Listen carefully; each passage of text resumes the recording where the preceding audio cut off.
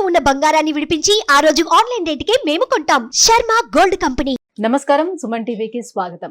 ఈ డిసెంబర్ మాసం ద్వాదశ రాశుల వారికి ఎలా ఉండబోతుంది, ఈ ద్వాదశ రాశుల్లో నవగ్రహాల సంచారం ఎలా ఉంది, ఎటువంటి ఫలితాలని ఈ రాశుల వారికి అందించబోతుంది, ఈ విషయాన్ని తెలియజేసేందుకు మనతో పాటు ఉన్నారు ప్రముఖ జ్యోతిష్య రత్న, జ్యోతిష్య చక్ర వైభవ నిపుణ డాక్టర్ రాళ్లపల్లి రవికుమార్ గారు. గురుగారు నమస్కారం. నమస్కారం. గురుగారు, ద్వాదశ రాశుల వారికి డిసెంబర్ మాసం ఎలా ఉండబోతుందో తెలుసుకునే ముందు నవగ్రహాల సంచారం ఎలా ఉంది, ఎటువంటి ఫలితాలను అందిస్తున్నాయి? తప్పకుండా. శరదిందు సమాకారే పరబ్రహ్మ స్వరూపిణి వాసరాపీఠ నిలయే సరస్వతి నమస్తుతే. సుమన్ టీవీ ప్రేక్షకులకి నమస్కారం. ముందుగా నవగ్రహాలు ఈ ద్వాదశ రాశుల్లో డిసెంబర్ నెల అంతా ఎక్కడ ఉన్నాయో తెలుసుకుందాం. రవి వృశ్చిక రాశిలో ఉంటారు, అలాగే బుధుడు కూడా వృశ్చిక రాశిలో ఉంటారు, శుక్రుడు మనకి మకర రాశిలో ఉంటారు, గురువు వృషభ రాశిలో ఉంటారు, శని స్వస్థానమైన మనకి కుంభరాశిలో ఉంటారు, అలాగే రాహు మీన రాశిలో ఉంటారు, కేతు మనకి కన్యా రాశిలో ఉంటారు. ఇంకా ఆఖరిగా మనం కొంచెం ముఖ్యంగా ఇంపార్టెంట్ చెప్పుకోవాల్సింది ఏంటంటే కుజుడు. సాధారణంగా కుజుడు 45 డేస్కి ఒక రాశి నుంచి ఇంకో రాశికి మారుతారండి. అనుకోకుండా మనకి 20 అక్టోబర్ నుంచి కుజుడు నీచ స్థానంలో కర్కాటకలో ఉన్నాడు. అది వక్రగతి అని మళ్ళీ స్ట్రైట్ కానీ అన్నీ కలిపి ఓవరాల్గా మనకి జనవరి 20 తారీఖు దాకా కుజుడు నీచలోనే ఉంటాడు అన్నమాట. సో కాబట్టి మనం జాగ్రత్తగా ఉండాలి. సో కుజుడు అసలు దేనికి కారకుడు కూడా ఒకసారి తెలుసుకుందాం.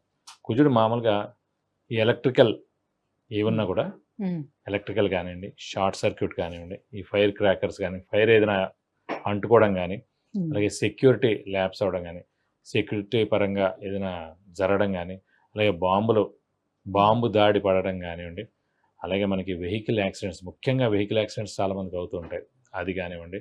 అలాగే పోలీసులు వాళ్ళు కూడా అనవసరంగా ఫైరింగ్ జరగడం, పోలీసులు కూడా కొంతమంది చనిపోవడం కానివ్వండి, అంటే వాళ్ళకి చాలా గాయాలు అవడం కానివ్వండి, ఇలా అన్నీ కూడా జరుగుతుంటాయి. అంటే కుజగ్రహం బాగలేకపోవడం వల్ల జరిగే మామూలుగా కుజుడు రాహుతో కలిసిన, కుజుడు నీచలో ఉన్న ఇవన్నీ జరుగుతాయండి. అలాంటి కుజుడే ప్రస్తుతం గోచారీత్యా మొత్తం ప్రపంచం అంతా కూడా కుజుడు మార్స్ అనేవాడు నీచ స్థానంలో ఉన్నాడు. మనకి జనవరి 2025 21వ తారీఖు దాకా నీచలో ఉంటాడు. కాబట్టి అప్పటిదాకా మనకి ఖచ్చితంగా ఇలా ఇవన్నీ ఈ ఫీల్డ్లో ఎవరైతే పనిచేస్తున్నారో సెక్యూరిటీ రిలేటెడ్ కానివ్వండి, అలాగే ఇండస్ట్రీస్లో వర్కర్స్ కానివ్వండి, ఫ్యాక్టరీస్లో వర్కర్స్ కానివ్వండి, అంటే వర్కర్సే కదా ఈ ఇంజిన్స్తో వాటి దగ్గరగా ఉంటారు. ఎక్కడైనా సరే ప్రొడక్షన్ జరిగే చోట వర్కర్స్కి ఇలాంటివన్నీ జరిగేందుకు అనవసరంగా వాళ్ళకి క్షతగాతులు అవడం కానీ, యాక్సిడెంట్స్ అవ్వడం కానీ, నా కాలు చేయన ఇబ్బంది అవ్వడం కానీ, ఇవన్నీ కూడా జరిగేందుకు అవకాశాలు అనమాట. కాబట్టి కుజుడు నీచలో మటుకు ఖచ్చితంగా మనకి జనవరి 2025 వరకు ఉంటుంది. కాబట్టి కొంచెం జాగ్రత్తగా కర్కాటంలో ఉన్నటువంటి ఈ కుజుడి ప్రభావం ఏ రాశుల మీద ఎక్కువగా ఉంటుంది? దాని ప్రభావం ఎక్కువగా మనకి కర్కాటక రాశి, మెయిన్గా సింహరాశి ప్లస్ మీన రాశి. ఎందుకంటే కర్కాటక రాశికి యోగకారకుడు అయ్యాడు, మనకి సింహరాశికి యోగకారకుడు అయ్యాడు, అలాగే మీన రాశికి యోగకారకుడు అయ్యాడు. కర్కాటక రాశి కంటే పంచమ దశమాధిపతి అయ్యాడు, సింహరాశి కంటే చతుర్థ భాగ్యాధిపతి అయ్యాడు, మీనానికంటే ద్వితీయ భాగ్యాధిపతి అయ్యాడు. కాబట్టి ఈ 3 రాశులు మటుకు జాగ్రత్తగా ఉండాలి. గురుగారు, ఈ డిసెంబర్ మాసం కన్యా రాశి వారికి ఎలా ఉండబోతుంది? నవగ్రహాలు ఏ గ్రహాలు వీళ్ళకి అనుకూలిస్తున్నాయి బాగా? తప్పకుండా. కన్యా రాశి అనగానే మనకి ఉత్తర 2, 3, 4 పాదాలు, హస్త 1, 2, 3, 4 పాదాలు, చిత్త 1, 2 పాదాలు, ఈ నక్షత్రాల సమూహం మనకి కన్యా రాశిలోకి వస్తుంది. ఈ రాశి వారి ప్రస్తుతం శని 100కు 100 ఉన్నాడు, 6వ స్థానంలో స్వస్థానంలో. 3, 6, 11 స్థానాలు 100% అండి, ఏ రాశి నుంచి అయినా సరే శని ఉంటే కనుక. సో కన్యా రాశికి 6వ స్థానంలో ఉన్నాడు, స్వస్థానంలో, కాబట్టి చాలా బాగున్నాడు. అలాగే భాగ్యస్థానంలో గురువు, అది కూడా 100కు 100 చాలా బాగున్నాడు. అలాగే రాశాధిపతి అయిన బుధుడు తృతీయ స్థానంలో బాగానే ఉన్నాడు. ఇక ఒక రాహు మటుకు 7వ స్థానంలో ఉన్నాడు, కేతు మటుకు రాశిలో ఉన్నాడు. ఇదివరకు కూడా చెప్పుకున్నాం, ఎప్పుడైతే మన రాశిలో కేతు కానీ రాహు కానీ ఉన్నాడో, అంటే మన జన్మరాశిలో, అది గ్రహణ సమయం అన్నమాట. అలాగే జాతకంలో కూడా మనకి జాతకంలో చంద్రుడు కేతుతో కానీ, చంద్రుడు రాహుతో కానీ ఉన్నా, అయితే రవి రాహుతో కానీ, రవి కేతుతో ఉన్నా కూడా గ్రహణం సమయంలో మనం పుట్టాం అన్నమాట. ఖచ్చితంగా ఆ రోజు గ్రహణం ఉండాలని ఏం లేదు, ప్రపంచ దేశంలో ఎక్కడో అక్కడ గ్రహణం ఉంది. ఆ రోజు గ్రహణం ఉన్నప్పుడు ఫారెన్లో ఉండకపోవచ్చు, ఫారెన్లో గ్రహణం ఉన్నప్పుడు మనకు కనిపించకపోవచ్చు, కానీ ప్రపంచంలో చంద్రుడు రాహుతో కానీ కేతుతో కానీ కలిసి ఉన్న, రవి రాహుతో కానీ కేతుతో కానీ కలిసి ఉన్న గ్రహణం ఏర్పడుతుందన్నమాట. సో అలాగే ఇప్పుడు ప్రస్తుతం కన్యా రాశి వారికి చంద్రుడు ఎక్కడైతే ఉన్నాడో అక్కడ కేతు ఉన్నాడు, కాబట్టి వాళ్ళకి 7వ స్థానంలో రాహు ఉన్నాడు. కాబట్టి వాళ్ళకి ఇప్పుడు గ్రహణ సమయం, నెక్స్ట్ ఏడాది ఏప్రిల్ దాకా. అంటే వాళ్ళు ఎంత మంచి వాళ్ళైనా, బెస్ట్గా ఉన్నా, హెల్పింగ్ నేచర్ ఉన్నా, వాళ్ళకి ఏమి కూడా ఇప్పుడు బయటపడవు. వాళ్ళకి ఎక్కువగా శత్రువులు పెరగడం, ఆర్థిక నష్టం జరగడం, అందరూ తిట్టడం, శాపనార్థాలు పెట్టడం ఇలాంటివన్నీ జరుగుతాయి. ఎందుకంటే ఇదివరకు ఇలా ఉండేవాడు ఇప్పుడు మారిపోయాడు, పెళ్ళైన తర్వాత ఇలా మారిపోయాడు, అది తల్లి మాట వింటున్నాడు, అలా ఇంకేమిటేంటో అన్నీ అనమాట. ఏమి అనని మాట కూడా అన్నారని చెప్పి పుట్టడం, అనుకోకుండా మన ఫ్రెండ్ అయినా చుట్టమైనా సరే మనం ఒక మాట అనుకోకుండా ఎప్పుడు అనే మాటే అన్నాం, కానీ అది ఈ మాటకి ఇప్పుడు సరైన సమయం కాదు కాబట్టి మన మీద దుమ్మెత్తి పోస్తారు, మనం చెడ్డవాళ్ళం అవుతాం అన్నమాట. సో కన్యారాశి వారు ప్రస్తుతం ఏప్రిల్ దాకా ఇలాంటివి చిన్నవి మాట పడేందుకు అవకాశాలు ఉన్నాయి, మనల్ని గుర్తించరు అనేది నడుస్తుంది ప్రస్తుతం.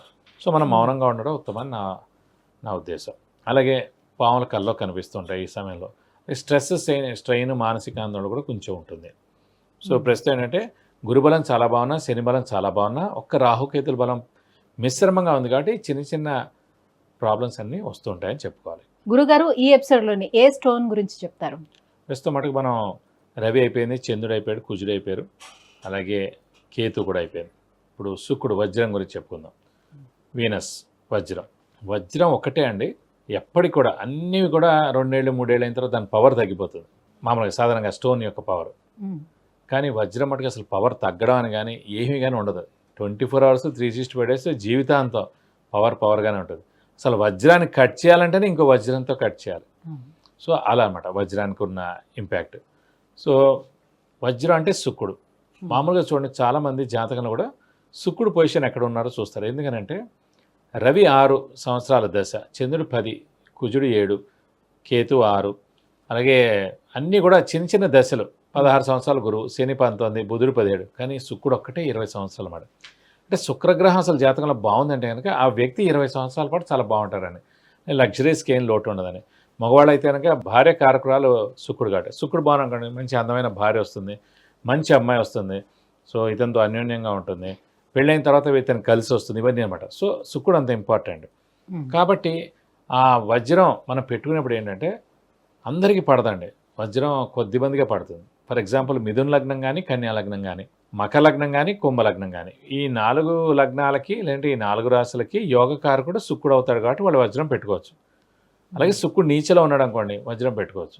అంతేగాని అస్సలు పడనివి ఉంటాయి. అంటే మరి డైమండ్ నెక్లెస్లు అవన్నీ కొనుక్కుంటాం కదా, డైమండ్ రింగ్స్ కొనుక్కుంటారు. ఎప్పుడైనా ఒకసారి పెట్టుకోవడం వేరు, 24 అవర్స్ మనం మెడలో కానీ చేతికి కానీ పెట్టుకుంటే దాని ఇంపాక్ట్ సాధారణంగా ఈ వజ్రం పెట్టుకోగానే వేరే వాళ్ళకి అట్రాక్ట్ అవ్వడం, సో అనవసరమైన అపనిందలు పడడం, అనవసరమైన గాసిప్స్ బయట ప్రబలడం, అలాగే యాక్సిడెంట్ కూడా అవ్వడం. ఫర్ ఎగ్జాంపుల్ ఒకసారి డయానాకు కూడా చూడండి, ఆ మెడలో డైమండే ఉంది ఆమెకి, యాక్సిడెంట్ జరిగినప్పుడు కూడా. సో ఆ డైమండ్ యాక్సిడెంట్ కూడా కారకుడు అవుతాడు. అంటే అసలు పడని, ఇప్పుడు ఫర్ ఎగ్జాంపుల్ సింహరాశి ఉందండి, సింహరాశికి అధిపతి రవికి శుక్రుడికి అసలు పడదు, కాబట్టి సింహరాశి వాళ్ళు అసలు పెట్టుకోకూడదు డైమండ్, అర్థమైందండి. సో అలా కొన్ని ఉంటాయి మేడం, వాళ్ళు పెట్టుకోకూడదు. రాసులు లగ్నాలు అన్నిటిని చూసుకోవాలి, అన్ని రకాలు చూడాలి. ప్లస్ జాతకంలో కూడా ఆ శుక్రుడు పొజిషన్ ఎక్కడ ఉన్నాడు, నీచలో ఉన్నాడా, 6, 8, 12 స్థానాల్లో ఉన్నాడా, ఈ లగ్నానికి అదృష్టకారకుడా, ఈ లగ్నానికి మేలు చేస్తాడా, ఏదైతే కావాలో ఆ దానికి సంబంధించి ఫర్ ఎగ్జాంపుల్ విద్యన, ఉద్యోగమా, ఏ స్థానంలో ఉన్నాడు, అలాగే వివాహ స్థానంలో ఉన్నాడా, సంతాన స్థానంలో ఉన్నాడు, సంతాన స్థానంలో ఉండి వాడు నీచలో ఉన్నాడా, సో అప్పుడు పెట్టుకోవాలి. సో అది ఏదైనా సరే చాలా జాగ్రత్తగా చూసి పెట్టుకోవాలి. అందుకే అందరూ పెట్టుకోవడానికి శుక్రుడు ఏ స్థానాల్లో రాణిస్తాడు? శుక్రుడు సాధారణంగా 6 ఏదైనా సరే అండి, ఏ గ్రహమైనా 6, 8, 12 స్థానాల్లో కాకుండా, నీచలో కాకుండా ఉంటే అన్ని చోట్ల వాళ్ళు యోగిస్తారు. ఇదే రూల్, ఫిక్స్డ్ రూల్. కేంద్ర కోణం అంటారు, 1, 4, 7, 10 కేంద్రాలు, కోణం అంటే 159, ఈ వీటిలో ఎక్కడున్నా కూడా బాగా రాణిస్తారు. కాబట్టి అలా చూసి మనం పెట్టుకుంటే చాలా మంచిది. గురుగారు మరి కన్యా రాశి వారికి సంతాన యోగం ఎంతవరకు ఉంది? ఇప్పుడు భాగ్యస్థానంలో గురువు ఉన్నాడు కాబట్టి, గురువు సంతానకారకుడు కాబట్టి ఖచ్చితంగా సంతానం కలిగేందుకు అవకాశాలు 100% ఉన్నాయి. మరి గృహయోగం కూడా ఎందుకంటే ఎప్పుడు కూడా మన లగ్నం నుంచి కానీ, రాశి నుంచి కానీ, చతుర్థ స్థానంలో కానీ, భాగ్యస్థానంలో కానీ గురువు ఉంటే కనుక ఆ సంవత్సర కాలంలో పాటు ఖచ్చితంగా స్థలం కానీ ఇల్లు కానీ కొనేందుకు అవకాశాలు ఉన్నాయి. కాబట్టి ప్రస్తుతం కన్యారాశి వారికి భాగ్యస్థానంలో గురువు ఉన్నారు కాబట్టి ఖచ్చితంగా గృహయోగం ఉండేందుకు అవకాశాలు 100% ఉన్నాయి. అంటే గురు శనులు బాగానే ఉన్నారు, గురువు శని చాలా బాగున్నారు, రాహుకేతు మిశ్రమంగా ఉన్నారు. వాళ్ళు ఏప్రిల్తో రాహుకేతులు కూడా మారిపోతారండి. సో అప్పటి నుంచి ఇంకా చాలా బాగుంటుంది. మరి ఆ రాహుకేతువుల శాంతి కోసం ఎటువంటి పరిహారాలను పాటించాలి? అంటే మెయిన్గా మనకి రాశిలోనే కేతు ఉన్నాడు కాబట్టి వినాయకుడిని ఎక్కువగా ఆరాధిస్తే మంచిదండి. ప్రస్తుతం ప్రతిరోజు వినాయకుడు అష్టోత్తరం చదువుకోవడం మంచిది. అలాగే బుధవారం రోజు ప్రతి బుధవారం వినాయకుడు టెంపుల్కి వెళ్ళి 40 ప్రదక్షిణాలు చేస్తే మంచిది. అలాగే వీలైతే కనుక కేతువుకి 6000 సార్లు జపం చేయించి ఉలవలు కేజీంపో 1000 రూపాయల వరకు గోల్డ్ ఐటమ్ దానం ఇస్తానుక దోషం మొత్తం తొలగిపోతుంది. విద్య, ఉద్యోగం, వివాహం, ఆరోగ్యం, ఐశ్వర్యం, వాహనం, విదేశీయానం వీటన్నిటి గురించి తెలుసుకోవాలంటే కింద స్క్రోల్ అవుతున్నటువంటి నెంబర్కి కాల్ చేసి గురువుగారి అపాయింట్మెంట్ పొందవచ్చు. గురుగారు, కన్యా రాశి వారికి ఈ డిసెంబర్ మాసం ఎలా ఉండబోతుంది? రాహు కేతువుల కోసం ఎటువంటి పరిహారాలను పాటించుకోవాలి? ఈ విషయాన్ని తెలియజేసినందుకు ధన్యవాదాలు. నమస్కారం.